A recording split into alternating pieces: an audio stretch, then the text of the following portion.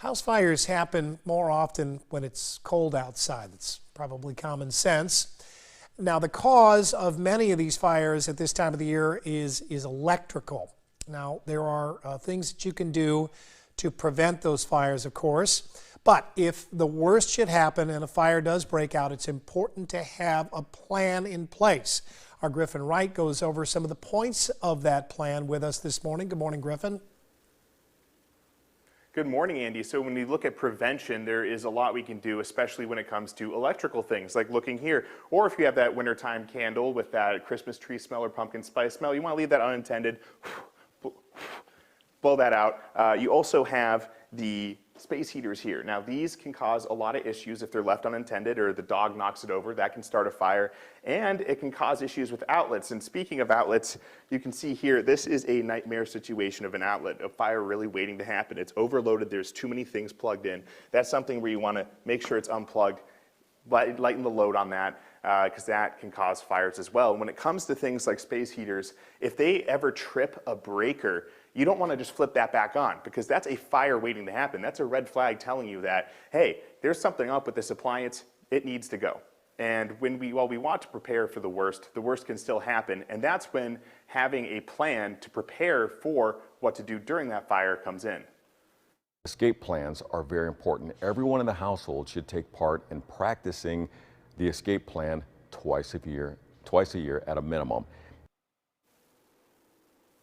Take time with the family to go over an escape plan. If there's a fire, that means going over all of the house's exits and also having a planned meeting place. Whether it's the neighbor's garage, the mailbox, or just across the street, having that meeting place is essential so you can know that everyone made it out. Another thing that can help is sleeping with the doors closed, which slows the spread of a fire, and making sure smoke alarms and carbon monoxide detectors are working. It's also important to practice as if it's the real thing. When practicing the escape plan, crawl.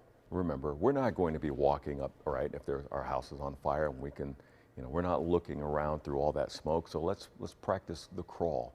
Let's roll out of bed. Let's do what we have to do. Let's put our hands on the back of that bedroom door, because that's what we're sleeping when, right? That bedroom door is closed. We're going to simulate, hey, this isn't hot to the touch. So now it's safe to open the door, look down the hall, whatever it's going to take, and get to that exit. So although it may feel and look a little silly, it's important to practice the actual technique of, crawling, because if it was a real fire, that means there's going to be smoke all above you. You're not going to be able to just walk through that. And practicing as if it's the real thing, make sure that you really know what to do and what it's going to be like if there is a fire, because that's a very stressful situation. There's a lot of adrenaline. So practicing through, going with the family, and remembering all these tips is a really great way to prepare yourself if the worst does happen. All right, Griffin, out of curiosity, where are you right now?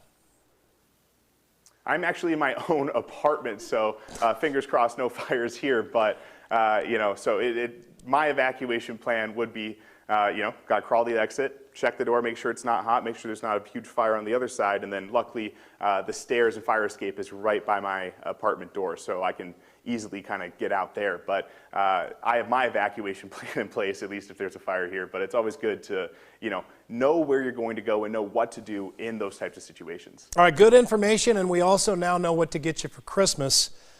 Some wall decorations. We'll start right there. Thank you. Griffin Wright reporting from his apartment this morning. I think he could lie sideways and touch both the walls there, right? Yeah, he's a big guy.